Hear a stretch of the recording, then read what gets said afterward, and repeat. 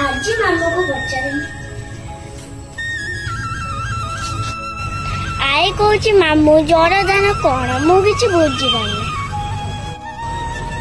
ଆଈ କହୁଛି ଜଳଦାନ। ଜଳଦାନ ହେଲା ମହତ କାମ, ବୁଝିଲୁ। ଯିଏ ରାସ୍ତାରେ ଯାଉଥିବ, ଯିଏ ଶୋଷିକିଆ ଥିବ, ମାନେ ଯିଏ ତୁଷାତ୍ର ଥିବ, ଯାହାକୁ ପାଣି ଦବା ଦରକାର, ତାକୁ ଯଦି ଆମେ ପାଣି ଗ୍ଲାସଟେ ଦବା, ତାହେଲେ ଆମର ଯୋଉ 4ଟା ତୀର୍ଥ ନାହିଁ, ଗୋଟେ ତୀର୍ଥ ଭ୍ରମଣ ସାଙ୍ଗର ସମାନ ହବ। ତେଣୁକରି ଯେତେବେଳେ ରାସ୍ତାରେ ବାଟୋଇ ଦେଖିବୁ, ତାକୁ ପାଣି ଦବା ଦରକାର। ତେଣୁକରି ଆଇ କହିଲା ଜଳଦାନ। ଜଳଦାନ ହେଲା ମହତ କାମ, ପୁଣ୍ୟ କାମ, ବୁଝିପାରିଲୁ।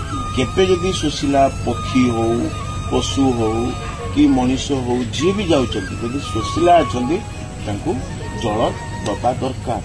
କୁଣ୍ଡରେ ଗୋଟେ ଗ୍ଲାସ ଜଳ ଦେଲେ ଗୋଟେ ତୀର୍ଥ ଭ୍ରମଣ ସହିତ ସମାନ ହବ, ବୁଝିପାରିଲୁ। ହଁ, ପଶୁ ପକ୍ଷୀ ହାତରେ ଦବୁନି, ତାଙ୍କ ପାଇଁ ସ୍ୱତନ୍ତ୍ର ମାଠିଆ ଅଛି, ସେଇଟାରେ ଦେଇଦେଲେ ସେମାନେ ପୂଜା, ବୁଝିପାରିଲୁ। ତେଣୁକରି ଜଳଦାନ ମହତ,